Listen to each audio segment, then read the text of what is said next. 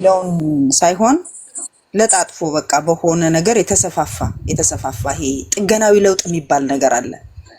ስር ነቀል ለውጥ የሆነ ነገር አይደለም ይዞ የሚመጣው ጥገናዊ ለውጥ የሚባል አለ አይደለ? የሆነ ዝም ብሎ ተወታትፎ ነገም ደግሞ የሆነ ነገር ሲመጣ እንደገና የሚያዘም ማለት ነው። ያ ትክክል አይደለም። በየትኛውም የስራችንም ሁኔታ ቢሆን ብሩኪያውን የሚያወራው ጥገናዊ ለውጥ ትክክል አይደለም። ስር ነቀል ለውጥ ነው የሚያስፈልገው ለሁሉም ቦታ ላይ።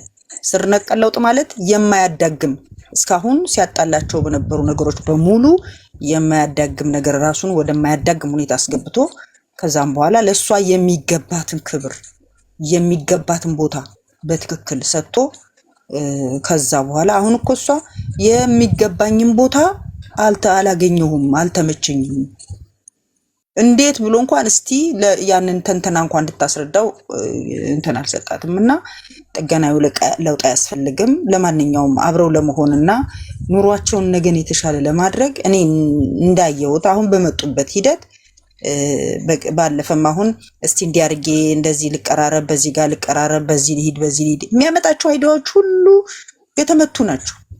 ሴት ይዞ መጥቶ ሴትን ወደ ራስ ለማቅረብ መሞከርም የተመታ ነው።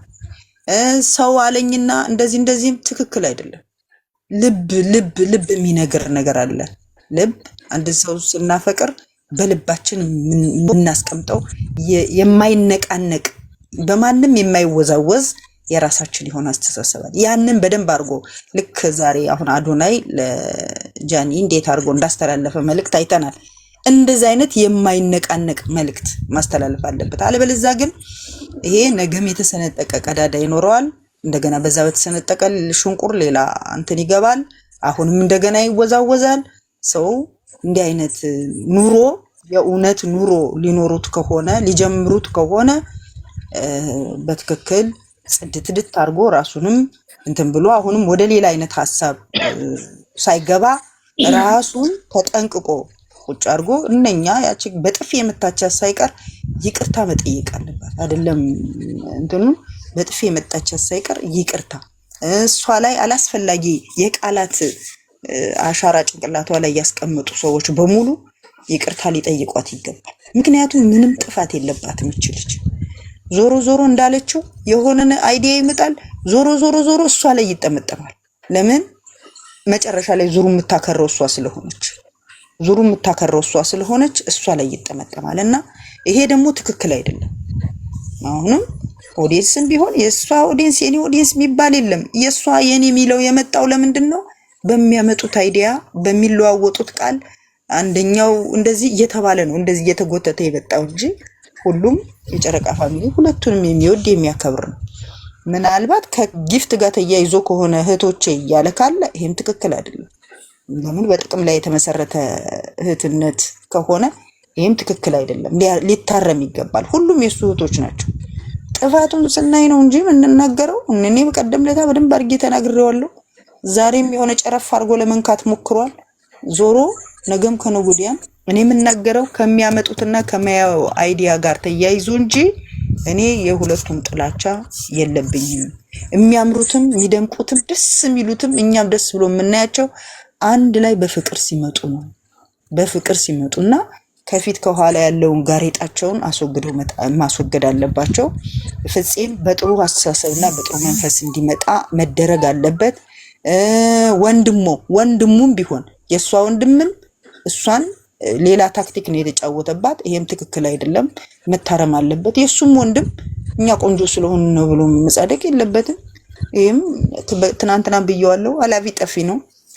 ምንም ነገር በእግዚአብሔር እጅ ተወቅተን የተተፈተፈን ሰዎች እንጂ እኛ የሰራነው አንዳች ነገር የለንም። በላያችን ላይ አንዳች ነገር እኛ ላይ ያስቀመጥነው አሻራ የለም። የአሻራው የእግዚአብሔር ነው። ከፈለገ ይወስደዋል በደቂቃ በሰከንድ። ይሄን እንደዚህ መታበይ የለባቸው። ይሄንን ሁሉ ለኦዲየንስ በእንትን ባለመልኩ ሁሉም ይቅርታ ጠይቀው በስርዓቱ መሰረታቸውን ጥለው ግጭት ከነገም ከነጎዲያም እኮ ይቀራል ማለት አይደለም። ግን ይሄ ሙልጭ አድርገው ካጸዱ ሌሎች ነገሮች ደግሞ ቢመጡም እንኳን ተነጋግረው የመፍታት እንትናቸው እድላቸው ሰፊ ነው የሚሆነው። ለምን ይሄን ትልቁን ከፈቱ ቀጣይ የሚመጡም ሰውና ሰው አንድ ላይ ከተቀመጠ አንድ ላይ ከኖረ አይጋጭም አይባልም። እና ቅድም ደግሞ አንድ እህቴ ምናለች መጠናናት ከሁለት ዓመት በላይ የሰው ልጅ መጠናናት 2 ዓመት አብረው ናቸው ያሉት።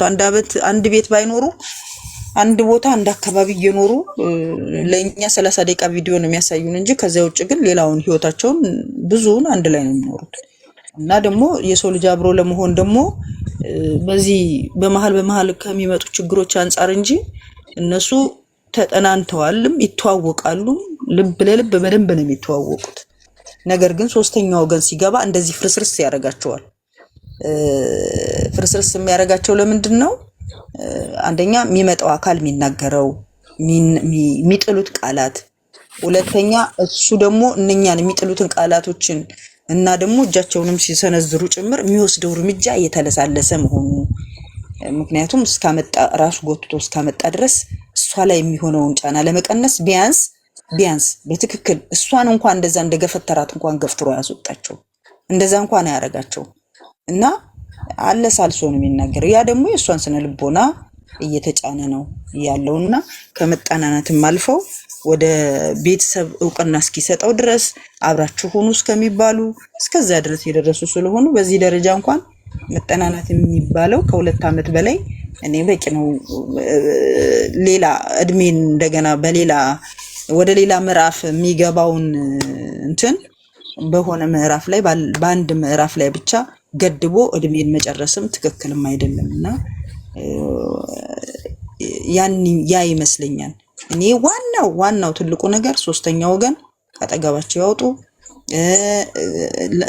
ሃይሚን ፍጹምም ይቅርታ ልጠይቃት ይገባል። ራሱ ወንድሟም ደግሞ እንደዚህ እንዳታለላት ምንም ሳይመታ መታኝ ብሎ ሄዳ የባሰ እንድትጋጭ የባሰ ሌላ ችግር ውስጥ እንድትገባ ያደረጋት ወንድሟም በዛ ደረጃ ይቅርታ ጠይቀው ተጠያይቀው ለሷም ጊዜ ሰጥቷት እኔ ጊዜ ቢሰጣት የማሰላሰያ ጊዜ ቢሰጣት ጥሩ ነው እና እንደዚህ እንዲያርገው ችግራቸውን ፈተው አንድ ላይ ሆነው በፍቅር ቢመጡልን ጥሩ ነውና አንዳንድ ጊዜ እንዳላችሁት በሰው ሳይሆን በራሱ ተማምኖ ይምጣ። ብሩኬ በራሱና በራሱ መተማመን አለበት። እከሌ እንደዚህ ስላለኝ እኮ ለመጣላትም ደግሞ እንዲህ ስላለኝ ተጣላሁም ሊመጣ ይችላል እኮ። ለፍቅር ምክር የሰጡትን በቀጥታ እንደወረደ ከተቀበለ ለመጣላት የሚሰጡትን ይቀበላል ማለት እኮ ነው።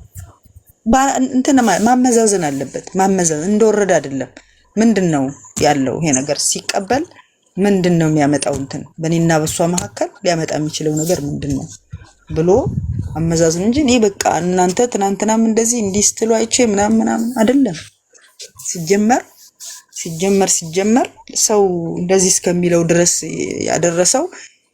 ያደረገው ድርጊት ነው እና ያንንም ከዚህ በኋላ ላይ ደግመው ቃል ገብቶ በስርዓቱ ለሷም ጊዜ ሰጥቷት አስበውበት አንድ ላይ ቢመጡ ሰላማቸውን ቢያሳዩን። ቀደምም ብየዋለሁ ይሄን ቀሪውን የጾም ጊዜያችንን በስርዓት እንድንጾም በስርዓተኛም እንድናያቸው ቢያደርጉን መልካም ነው የሚል ሐሳብ ነው ያለኝ። አመሰግናለሁ እህቶቼ። ምናልባት የተሳሳትኩት ነገር ካለ ደግሞ አርሙኝ። እኔ ዝም ብዬ ነው የማወራው አንዳንድ ጊዜ እኮ።